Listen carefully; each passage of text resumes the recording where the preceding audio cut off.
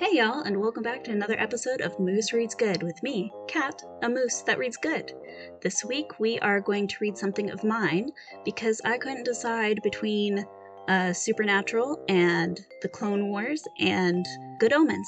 So we are going to dive into Galavant, which, if you haven't seen Galavant, I suggest you go and find that TV show ASAP. It has musical numbers, it has questing, it has delightful characters. It has everything that you could ever want in a TV show, including dragons.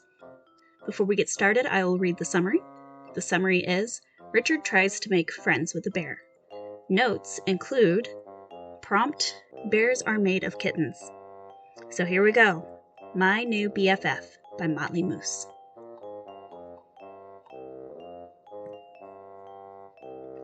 Roberta knew that her husband could be a bit, well, silly at times.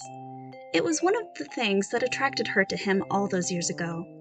He was just so adorable whenever he became excited about something, whether it was teaching Tad Cooper to carry a rider or finding out that unicorns were no longer drawn to him. His kindness and curiosity were also endearing, but they could, and quite often did, turn out to be dangerous to himself and those around him. Richard dear? What on earth are you doing? Roberta's voice cracked slightly in exasperation as she stopped at the edge of the woods that bordered the castle grounds. She was sweaty and covered in dust from shoveling out the stables and wasn't in the mood for any of his shenanigans. Oh, hello, darling. I was just teaching this bear cub to dance, Richard stated proudly as he beamed at his fierce wife, a roasted chicken leg dangling from his hand above the black bear's nose. The cub whined grumpily as it swatted at the hovering meat. Groaning inwardly, Roberta pasted a strained smile on her face and forced all the cheerfulness she could into her voice. My sweet, don't you think teasing a lone bear cub is a bit, She paused, searching for a word that wouldn't call him an idiot outright. It didn't come to her. Daft? Whistling encouragingly at the increasingly annoyed cub, Richard hopped about, waving the chicken leg enticingly. Pish-tosh! Bears are made out of kittens! The black bear slumped to all fours, cocking its head as it looked up at the bearded king. Taking it as a sign of progress, Richard beamed disarmingly at it and tossed the chicken leg to it. Snapping it out of the air, the young cub set to work gnawing the meat from the bone. See? Totally harmless little bugger, Richard exclaimed, kneeling down beside the feasting cub and ruffling its ears. Growling a warning, the bear cub turned away from the king and continued to devour the chicken leg. Still smiling, Richard scooted back a couple of paces, his eyebrows disappearing into his bangs.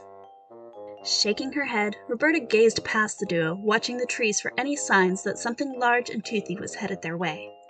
Nothing seemed amiss after a few minutes, but she remained on guard when she turned back to her husband and the cub. Really, darling, I think we should return the cub to where you found it. Its mother must be looking for it. She took a few steps toward him, her hand casually resting on the long rapier in her belt. Richard straightened up, flipping his curly gray hair dismissively. Its mother won't miss it, if that's what you're worried about. I found it wandering the forest all alone. Sighing, he stuck out his lower lip and peered at his wife through his eyelashes. Can't we keep it? Please?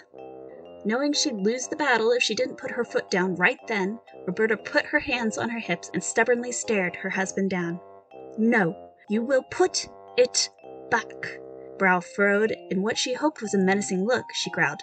Now, Richard. Gazing forlornly between Roberta and the cub, the king sighed again. Turning, he took a leather satchel from a forked tree branch and pulled out another chicken leg. Come on, little cub. Let's take you to your mama, he coaxed, waggling the meat in front of the young bear as he backed farther into the woods. Yipping in excitement, the bear cub loped after Richard, swatting playfully at the king's knees. Roberta watched them retreat for a few moments before she began striding back toward the castle. She hadn't gone far when she heard the screams. Easy now, little one.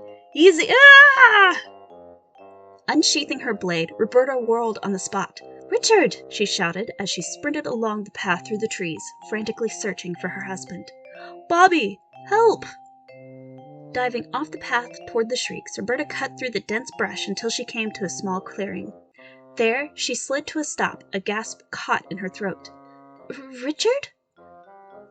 The king lay prone in the grass, his leggings badly ripped and bloody scratches over much of his exposed skin. Flying to her husband, Roberta skidded next to him, her eyes and hands darting all over his body. "Darling, Richard, are you all right?" He didn't respond immediately. Roberta began prodding him harder, shaking his shoulders and tapping him on the face. "Richard, stay with me!" A soft groan escaped his lips as his eyelids fluttered. Slowly, he opened his eyes, squinting up at his wife. "Oh, my everything!" "What happened?" Roberta asked as she helped him sit up. "That cub stole my satchel," he moaned, resting his head on Roberta's chest. "I turned my back for just a moment to get my bearings, and then bam!" He slapped his free hand on his thigh. "It knocked me over and ran off with the rest of the chicken." Staring off into the trees, he pouted. "And that was my favorite satchel." Biting back a laugh, Roberta stood, pulling him gently up with her. "There, there, my love. Count yourself lucky all it took was your bag." She began leading him back toward the path. "Let's go home and get you into a nice warm bath, Nodding, Richard limped along after her, careful to avoid the pricklier bushes as they picked their way to the path. "You know, I was wrong about bears." "Oh?" Roberta answered, half listening. Richard continued, "They aren't made of kittens. They're tricky and sneaky and selfish." He stopped, looking at his wife thoughtfully. "You know, I think they are actually related to weasels." That was My New BFF by MotleyMoose, which, hey, that's me. If you want to find any more of my stuff, the link is in the description for this story. All you have to do is click it and then click on my name, and you can find everything else I've written, which I don't suggest you do because some of it is really, really bad. But anyway, I probably won't be back at all the rest of the week, but I look forward to seeing you all next week. And I hope that you have a good day, a good evening, a good morning. I just hope wherever you are in the day that it is good. Until next time, see you later.